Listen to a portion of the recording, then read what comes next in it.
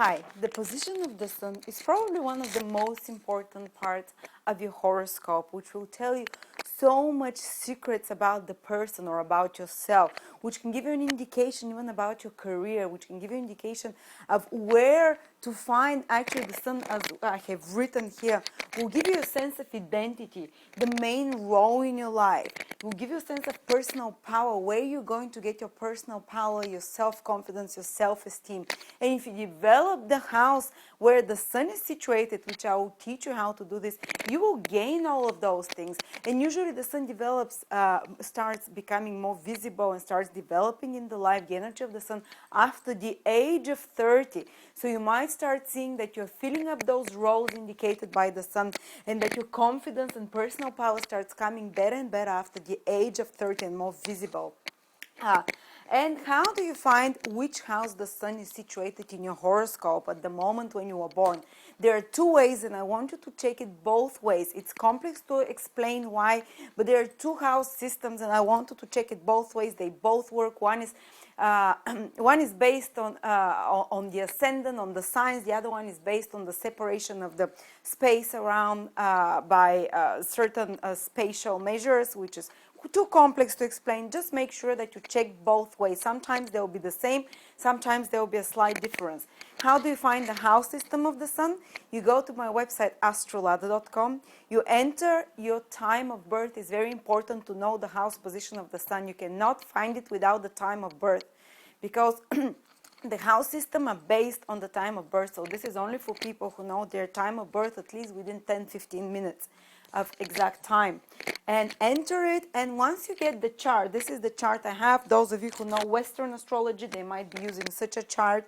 It doesn't matter, it's the same, it shows the same. It's just the beginning of the chart that I have on my website starts here at the top, the first house. This is the horizon, the eastern horizon. The beginning is always the eastern horizon. We put it on the top in the in where my website is, but the Western chart will put the ascendant here on the on this side. You know, just the beginning of the two charts is different. And I want you to check where the sun is situated. The sun will be indicated by SU, the letters SU. And I want you to see in which of the squares it is situated, counting from the ascendant. So if this is always this first square is the ascendant, and this is how the other signs progress. So we want to see in what sign from the ascendant the sun is relevant to the ascendant. So you just count. For instance, the sun might be here.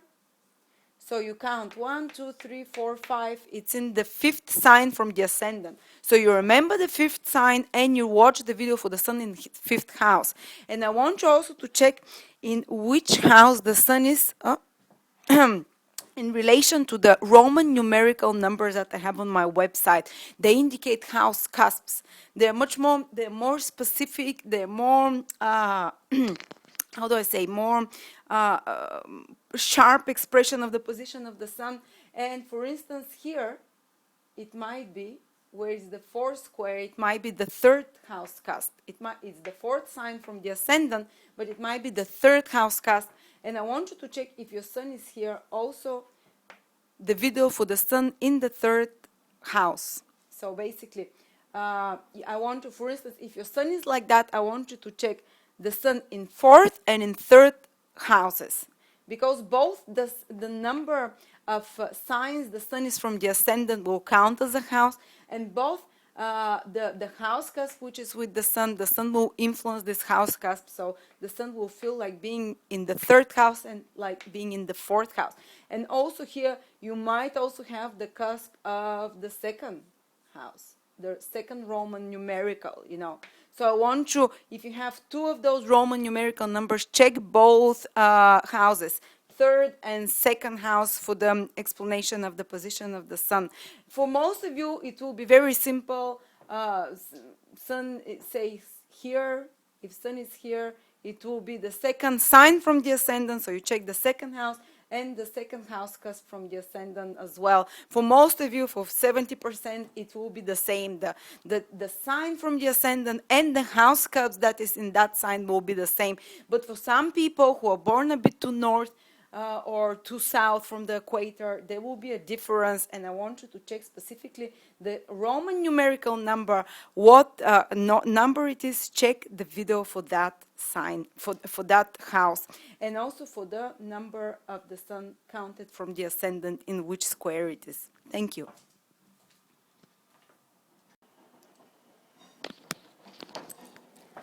The sun in the 8th house, which means that you will see the sun being in this square, the 8th square from the ascendant, or the 8th sign, 1, 2, 3, 4, 5, 6, 7, 8 from the ascendant, and there will be, or when the sun is in the same square as the 8th numerical, Roman numerical number. Sometimes the 8th Roman numerical number might be here in the 9th sign. But if you have the sun there as well, make sure you check what it means to have the sun in the 9th house. Sometimes it might be even here, the 8th Roman numerical number. Sometimes might be even here for people who are born much more north, And if the sun is here, check again what it means to have the sun in the 10th house and in the 8th house together, or here in the 8th house and in the 7th house. So here in the 9th and in the 8th. But for most people, the 8th sign will be together with the 8th house cusp. And what does it mean to have the sun in the 8th house or influencing the 8th house? Well, the 8th house is a more hidden house. It has more the energy of Scorpio. So such people, even if they're Leos, even if their sun is in Leo, even if they're, they think, oh, I have to be a very extrovert. No, if you have the sun in the 8th house, there will be a hidden side to them. You're seeing for such people only the tip of the iceberg. There is much more below what's happening. These people are very deep. These people are very intense. My best friend has her sun in the 8th house. I can tell you, people think she's a Scorpio. She's not, but with the sun in the 8th house, she's. And they are master manipulators, or very psychological in the best case scenario. When the higher manifestations of the 8th house come, is that they're very psychologically attuned people. They feel undercurrents. They know the motivations of another. They don't take anything at face value. Basically, if you have something, if you're approaching them with a different motive, they'll read you like a book. And usually these qualities get stronger and stronger after the age of 30 onwards. And initially, when a person is not too mature, when a person is a bit, not too spiritual, they can use those powers that they have with the sun in the 8th house of seeing under the surface, of seeing the real motivations, and of seeing the psychology of others, reading others' minds almost, or reading their intentions. They can use this to manipulate people, which is in some bad occasions. We don't want these manifestations, but sometimes sometimes people do it because they have to go through that journey till they learn to manifest the higher vibrations of the sun in the 8th house. So they can use others to gain things, or to they can manipulate relationships and know how to power play games, very subtly. And it is quite interesting to know such a person. But later on, or usually when the person becomes more mature, or for more spiritual people, this comes as amazing psychological talent. Such people can be psychologists because, as we said, the sun is one of the main roles that we can have in life, which can turn into a career. And it's not the only indication of career, I keep repeating.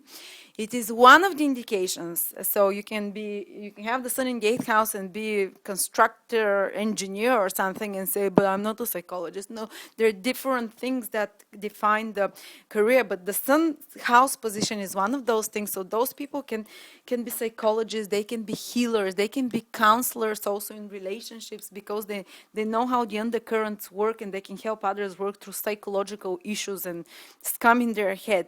These people are very deep sometimes, and they've explored the recesses and the nooks and crannies of their selves. So as I said, they understand a lot of those very complex psychological interplays of energies. These people are energy masters. These are power masters. The 8th house is the house of hidden energies and power. So such people can be extremely powerful in life as well. I think I think Bill Gates had the sun in the eighth house, and often men or women with the sun in the eighth house, they become powerful, especially later in life.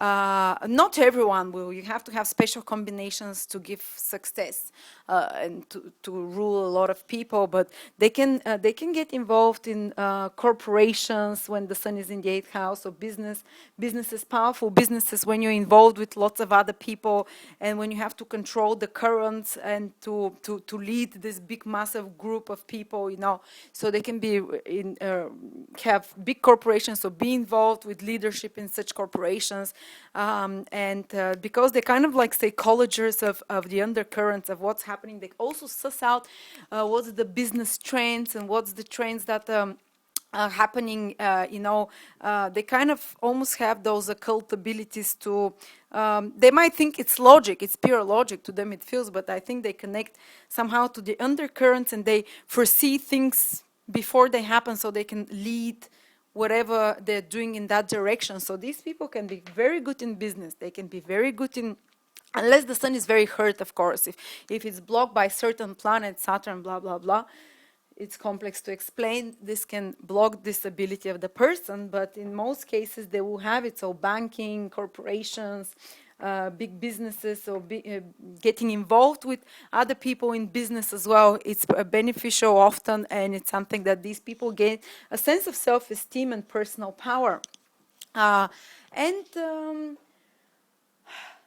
another thing is that the eighth house rules those weaknesses the person have, like the dark side of a person.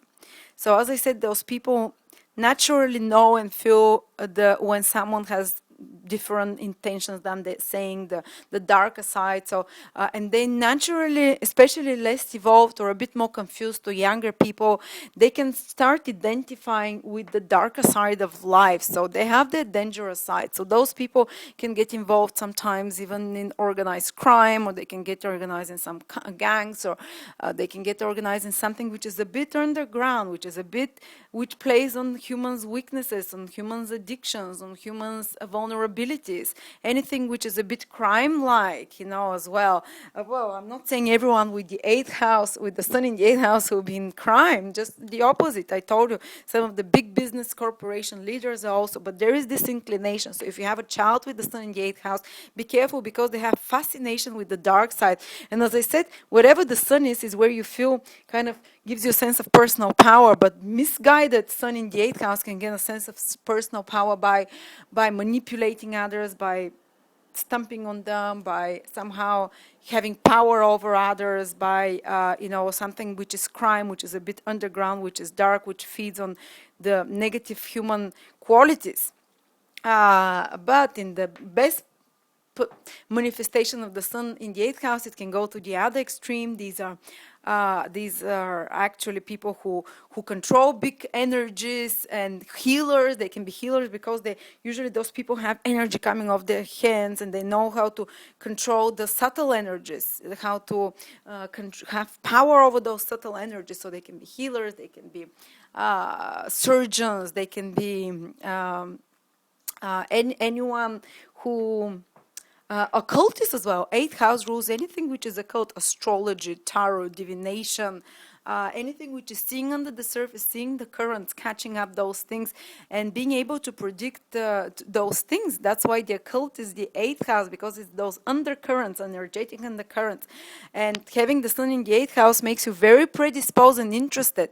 And I'd recommend that such people, if you see someone with the sun in eighth house, they learn about life after death.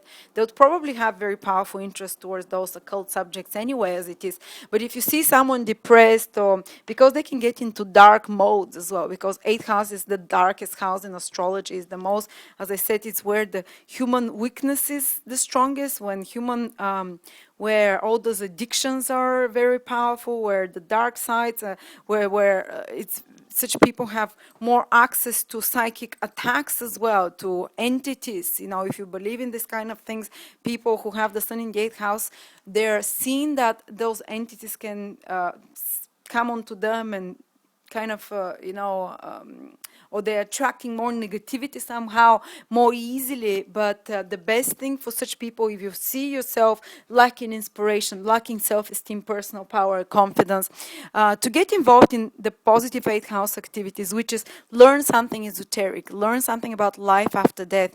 They can be fascinated with death. They can be in young age, they can be goths, for instance, something dark. They have a pulling to the darker side, something dangerous. But in later age, it's good that these people go into the healthy manifestation of 8th house, which is healing, which is transformation, psychological transformation, psychological self-investigation, working on your psychological demons, learning how to overcome them and helping others. So whether you become a psychologist or something similar, healer. And 8th house is as well